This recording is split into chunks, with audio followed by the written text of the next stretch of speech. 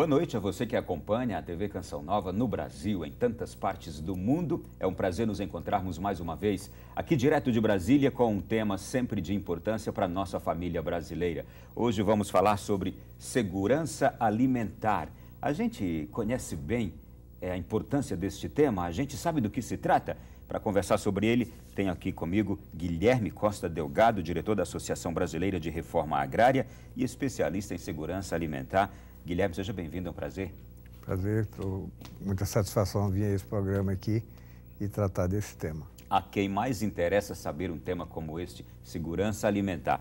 É a uma dona de casa, a um pai de família ou às autoridades? A quem compete mais conhecer a importância e cuidar desse tema? Eu creio que a sociedade como um todo, as pessoas que padecem de insegurança ou de necessidades, mas principalmente ao campo educativo, né? Hoje em dia, a segurança alimentar está muito ligada propriamente aos valores educativos que se passa às crianças, que se passa ao público, no sentido de que tenha uma nutrição, uma alimentação adequada, suficiente e saudável do ponto de vista das necessidades de saúde. Também podemos dizer que o tema segurança alimentar diz respeito a quem não tem o que comer?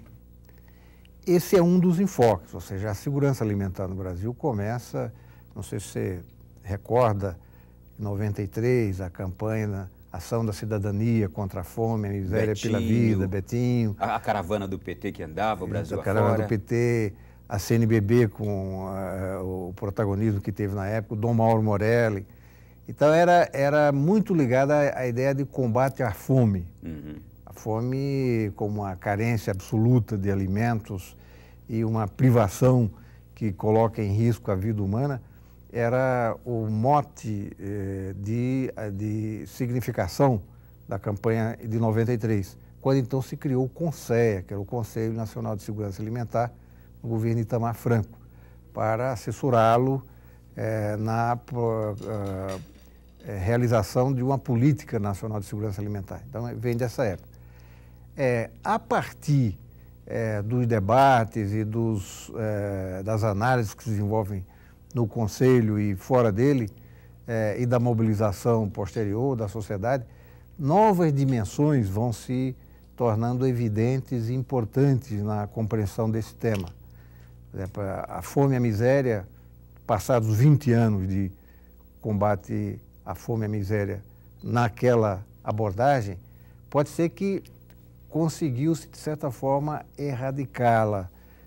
Não diria que 100%, mas hoje em dia a privação absoluta de alimentos como causa de insuficiências ou de morte ou de doenças graves, isso está praticamente erradicado por razões que depois eu vou colocar aqui.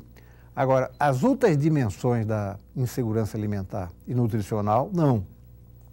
Por exemplo, um problema que parece o oposto, mas não é o oposto, a obesidade. A obesidade é um fenômeno de má nutrição, fundada em valores e hábitos alimentares absolutamente incompatíveis com a saúde das pessoas. É um problema hoje. E como o senhor disse, uma outra dimensão, porque a gente tem a dimensão da falta de alimento e já tem a questão da obesidade que está ligada ou a uma alimentação ruim ou uma alimentação em excesso. Bom, eu gostaria, antes da gente continuar esse bom bate-papo aqui, saber o que é a Associação Brasileira de Reforma Agrária, da qual o senhor é diretor. Bom, a Associação Brasileira de Reforma Agrária é uma entidade civil criada há mais de 40 anos com o objetivo explícito de defender e lutar pela reforma agrária. Então, qual é a relação da reforma agrária com segurança alimentar?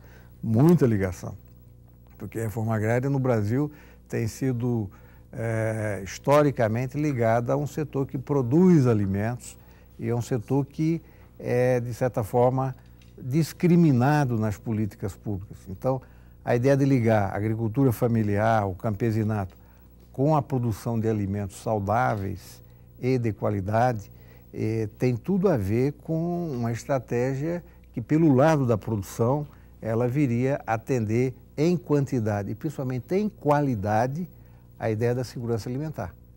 que a ideia da segurança alimentar está ligada também ao alimento saudável. O alimento saudável é aquele alimento que tem diversidade e que tem qualidade em termos de sanidade para prestar-se a uma nutrição saudável. Alimento que não está impregnado de agrotóxicos, que não é alimento homogêneo, no sentido de que você só tem uma estrutura produtiva do tipo as commodities, né, que meia dúzia de produtos completamente encerra a produção do campo. Eu gostaria justamente de saber o seguinte: desde quando eu me lembro que eu me dei por gente, a gente escuta em toda campanha política todos os candidatos se referirem a uma reforma agrária. E até hoje ela não aconteceu. Que reforma é essa que tanto é necessária e que nunca começa? Olha, reforma agrária é sempre reforma da estrutura de propriedade e uso da terra. E do que depende essa reforma com todas essas dimensões? Depende do poder econômico e político dos proprietários da terra. Isso quer dizer que hoje os grandes empresários e os políticos não querem? Não querem. Você tem uma bancada ruralista dominando o Congresso e o Executivo há vários governos, governo FHC 2, Lula 1, Lula 2, Dilma, e que absolutamente são completamente antagônicos a qualquer mudança na estrutura de propriedade e uso da terra, mesmo as mudanças que estão previstas na Constituição. Agora, eu só quero entender, isso para a gente deixar as pessoas em casa, mas muito esclarecidas. Por que os empresários não querem e os políticos também não? A gente sabe que é por interesses próprios, mas quais interesses? Os interesses principais estão ligados ao fato de que a valorização das terras e dos arrendamentos no Brasil, a vida nos últimos 12, 13 anos, ou seja, a forte especulação com terra, criou um elemento a mais no sentido econômico, de riqueza, que torna a concentração da propriedade fundiária um grande negócio. Esse é o principal fator. Concentração da propriedade da terra, valorização da terra, dada pela valorização das commodities e pelo dinheiro público que é colocado na política agrícola para os proprietários de terra, isso cria uma aliança muito forte entre política e economia que praticamente inviabiliza a reforma agrária. Então nós continuamos com aquele problema nosso secular da concentração de grandes quantidades de terras nas mãos de poucos empresários e não há partido de direita, de centro nem de esquerda que consiga resolver isso, porque eles também se envolvem na questão. Exatamente. Isso aqui só vai se resolver num processo de mobilização social, tipo esse que nós tivemos em junho. Uma grande mobilização urbana que coloque na agenda do Congresso aquilo que ele não quer fazer. Aí sim, o tema da reforma agrária ganhando a sociedade, portanto ela percebendo a dimensão e a necessidade de você mudar a estrutura agrária, isso pode se resolver. Do contrário, o pacto de poder que nos governa há 4 governos impede, eu não digo nem a reforma agrária no sentido mais forte da expressão, mas a aplicação do artigo 186 da Constituição, que regula a função social da propriedade, utilização produtiva, relações de trabalho legítimas e preservação sanitária e ambiental. São esses 3 critérios que legitimam o direito de propriedade no Brasil e não são aplicados. Sistematicamente não são aplicados porque o Congresso e o Executivo não permitem e o Judiciário fica absolutamente, digamos assim, em silêncio. Bem, então aqui nós temos outros pontos que eu gostaria. A bancada ruralista é quem forma esse paredão que impede a reforma agrária. Esta bancada ruralista é eleita, são os empresários, donos de agronegócios que são eleitos Brasil afora, por nós, por todos nós que elegemos esses mega empresários, donos de grande quantidade de terras, e eles estão no Congresso, formam esse paredão, não há reforma agrária. Não havendo, e também porque eles fazem pacto, como o senhor disse, um pacto de poder com o governo atual. Exatamente. Sempre o governo da atualidade. Por causa disso a gente não tem a reforma agrária. Então essa reforma ela está mais ainda dependendo, acho que da conscientização do nosso eleitor do que qualquer outra coisa. Olha, eu vou só citar um fato que talvez você não conheça.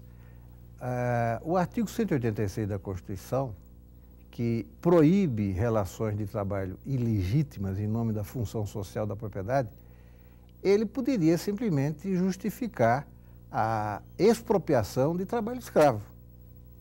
Trabalho escravo, o Brasil, através de ações de fiscalização permanente do Brasil, nos últimos 10 anos, o Ministério do Trabalho tem identificado em torno de 4 mil trabalhadores libertos anualmente.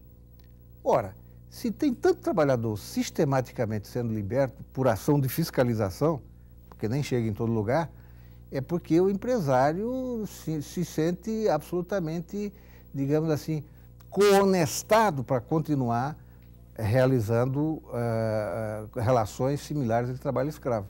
Por quê? Porque não se aplica o princípio da função social, além da degradação do meio ambiente. Degradação do meio ambiente com ultrautilização de agrotóxica também é proibido pela Constituição, mas não é aplicado como regra de direito de propriedade. Então, tudo isso está a depender de uma regulamentação e de uma atualização da ação executiva com vistas a, digamos, aplicar a regra constitucional. Porque a regra constitucional da reforma agrária não é só distribuição de terra. As pessoas acham que reforma agrária é só distribuição. Não é apenas isso. É legitimar ou deslegitimar o direito de propriedade que não atende à função social. E isso é letra morta. Muito bem. Eu só fico aqui pensando, será que eu vou morrer e não vou ver essa reforma agrária acontecer nesse país? Porque eu cresci ouvindo falar dela, estou hoje vivendo e ainda ouço falar dela, mas nunca aparece um homem neste país, ou uma mulher, ou homens neste país capazes de resolver a questão. E a gente vê as consequências da falta de uma reforma agrária, quais são? Concentração da propriedade, uso ilegítimo, estrangeirização da terra, porque se a terra for considerada como uma mercadoria como outra qualquer, que você usa e abusa da forma que quer e que concentra quanto mais dinheiro tiver, então a concentração da terra vira algo absoluto, absurdo. A terra é um bem intergeracional, é um bem da natureza, não é um bem produzido pelo trabalho humano, e tem que ter regras próprias de regulação do direito de propriedade e do seu uso, no mundo inteiro, não é só aqui não.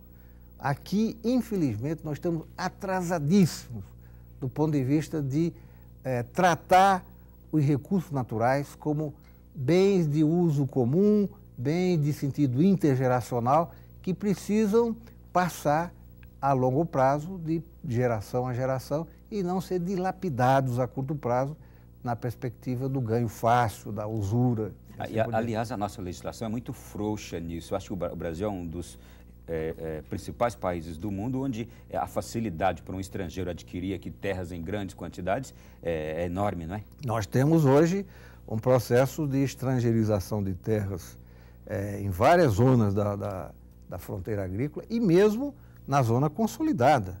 Pra você ter uma ideia, o capital estrangeiro, através de participação acionária, é proprietário de boa parte do setor sucroalcooleiro de São Paulo.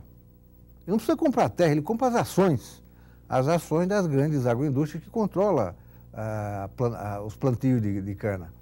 Sem falar em Tocantins, sem falar na Bahia, etc., em que você tem uma enorme fronteira de expansão dos fundos de pensão e das aplicações chinesas, etc., na linha da estrangeirização.